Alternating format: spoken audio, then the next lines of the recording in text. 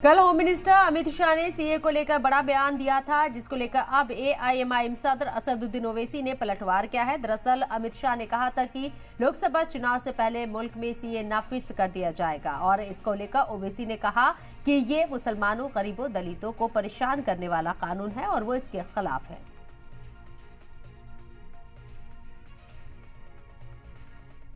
देखिए क्या होगा, जब भी होगा अवाम ये गलत कानून है, भारत के आइन के खिलाफ है, मज़हब की बुनियाद पर बनाया गया है।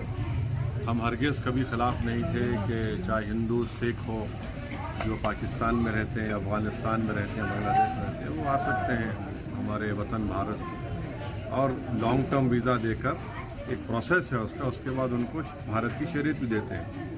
मगर ये जो कानून बनाया गया, सिर्फ CAA को आप अकेले नहीं देख सकते, CAA को आपको NPR NRC से देखने की ज़रूरत है। और ये इसका मकसद एक ही है कि मुस्लिम अक़लियत को, दलितों को और उन गरीबों को, चाहे किसी मज़हब के हो, उनको तंग किया जाए।